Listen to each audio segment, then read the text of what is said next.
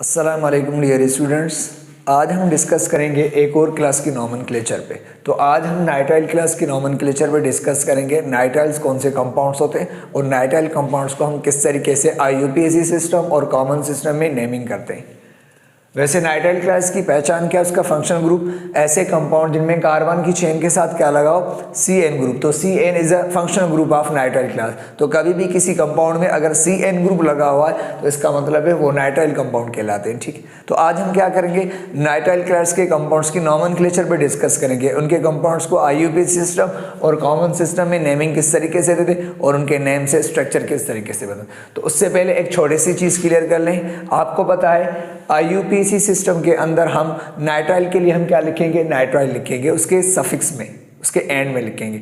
और common system में हम उसके फंक्शनल ग्रुप के लिए सफिक्स के में क्या नेम लिखेंगे, O नाइट्राइल लिखेंगे। तो कॉमन सिस्टम में O नाइट्राइल और IUPAC में नाइट्राइल लिखा जाता है। ठीक है, तो मान लो तो फर्स्ट कंपाउंड है इसका, फर्स्ट कंपाउंड है किसका, नाइट्राइल का CH3 और CN इस तरीके से। और जब भी इसका IUPAC नेम देंगे तो आपको पता है सबसे पहले इसमें कार्बन की चेन देखो कितने, 2 कार्बन। तो ये फंक्शनल ग्रुप का कार्बन भी मेन चेन में शामिल होगा।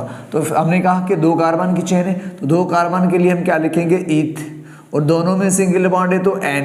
अब आप E लिखेंगे क्योंकि हमें इसके लिए नाइट्राइल है, तो यहाँ पर ये कॉन्स्टेंट लेटर से शुरू हो रहा है इसका सफिक्स नेम, तो इसलिए हम E लिखेंगे, ईथेन हो जाएगा। और फंक्शनल ग्रुप के लिए हम क्या लिखेंगे, ये नाइट्राइल। तो ये बन जाएगा IUPAC में बन जाएगा ये ईथेन नाइट्राइल, ये इसका IUPAC नेम सिस्टम होगा। ठीक है, इस तरीके से अगर आपको कोई और दिया जाए तो आप इस तरीके से मान लो ये CH3 CH2 और CN, ये तो इसमें भी क्या है, ये कार्बन की चेन सिलेक्ट करेंगे। 3 कार्बन को हम क्या कहते हैं, प्रोप, और सिंगल बॉन्ड के लिए N और E लिखेंगे। और फंक्शनल ग्रुप के लिए हम क्या लिखेंगे, नाइट्राइल। तो प्रोपेन नाइट्राइल बन जाएगा।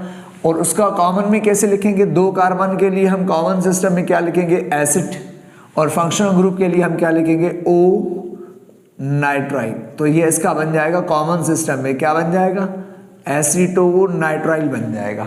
और इसका क्या बनेगा, कॉमन में 3 कार्बन को हम कॉमन में क्या कहते हैं, प्रोपायोन, और फंक्शनल ग्रुप के लिए हम कॉमन में क्या लिखेंगे, O नाइट्राइल। तो इस तरीके से ये कॉमन में बन जाएगा और ये IUPAC सिस्टम में बन जाएगा।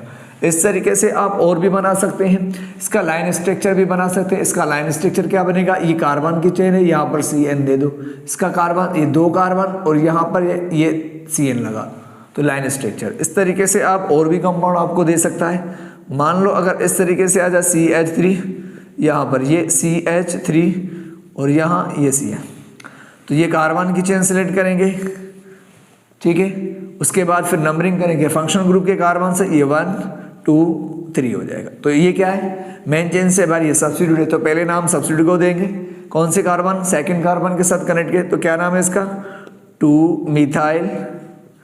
ठीक है, और 3 कार्बन को हम क्या कहते हैं, प्रोप, सिंगल बॉन्ड के लिए हम क्या लिखेंगे, N, और फंक्शनल ग्रुप के लिए हम क्या लिखेंगे, नाइट्राइल। तो आप इस तरीके से बना सकते हैं, 2 मिथाइल प्रोपेन नाइट्राइल बन जाएगा। ठीक है, और कॉमन में हमने कहा ये लास्ट है, सेकंड लास्ट पे मिथाइल लगा हुआ है, तो ये कार्बन कौन सा, आइसो, तो हम इसका लिख सकते हैं आइसो।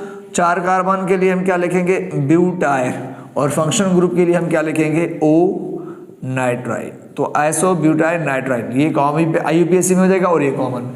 इस तरीके से आपका कोई भी लॉन्गेस्ट चेन आ जाए तो आप लिख सकते हैं। मान लो अगर इस तरीके से आ जाए CH3 CH2 और CN, कितने कार्बन की चेन है, 4, तो 4 के लिए हम क्या लिखेंगे, ब्यूटेन, और फंक्शनल ग्रुप के लिए हम क्या लिखेंगे, नाइट्राइल। तो ये IUPAC में हो जाएगा। कॉमन में हम क्या लिखेंगे, कॉमन में हम लिखते हैं ब्यूटायरो, ब्यूटायर लिखेंगे, और फिर फंक्शनल ग्रुप के लिए हम क्या लिखेंगे, कॉमन में O नाइट्राइल बन जाएगा। तो ये बन जाएगा ब्यूटायरो नाइट्राइल बन जाएगा, ये कॉमन सिस्टम है। आप इस तरीके से नाइट्राइल के कंपाउंड्स के IUPAC नेम दे सकते हैं और कॉमन भी दे सकते हैं। अब नेम से स्ट्रक्चर कैसे बनाते हैं वो भी बहुत ही आसान है। मान लो अगर आपके पास यही आ जाए कि आप ईथेन नाइट्राइल का स्ट्रक्चर बनाओ, तो वो ईथ मतलब 2 कार्बन, तो 2 कार्बन की चेन बना। N मतलब सिंगल बॉन्ड। अब नाइट्राइल जो है ना, इसमें से जो फर्स्ट कार्बन है उसके साथ N लगा दो तो ये इथेन नाइट्राइल बन। अदरवाइज कार्बन को वैलेंसी पूरी करने के लिए कितनी 3 हाइड्रोजन चाहिए, तो ये इथेन नाइट्राइल बन जाएगा। इस तरीके से अगर आपको क्या आ जाए प्रोपेन नाइट्राइल का स्ट्रक्चर बनाओ तो प्रोपेन नाइट्राइल भी आप बना सकते हो। प्रोप मतलब 3 कार्बन की चेन बनाओ, N मतलब सब में सिंगल बॉन्ड रखो और नाइट्राइल के लिए यहाँ पे नाइट्रोजन लगा दो, ठीक है। तो ये बन जाएगा प्रोपेन नाइट्राइल। और यहाँ पर 3 हाइड्रोजन चाहिए वैलेंसी पूरी करने के लिए, इसको 2 चाहिए। इस तरीके से आप और भी बना सकते हो। मान लो अगर आपके पास आ जाए एसीटोनाइट्राइल, एसिड का मतलब क्या 2 कार्बन, ओ नाइट्राइल आपको पता है कॉमन में CN को ही कहेंगे फर्स्ट कार्बन के साथ लगा दो, तो ये भी क्या बन जाएगा एसीटोनाइट्राइल बन।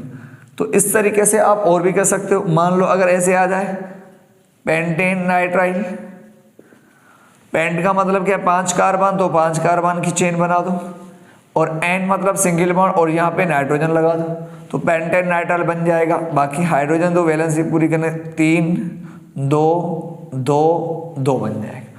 इस तरीके से आप और भी बना सकते हो। मान लो अगर आ जाए 3 मिथाइल,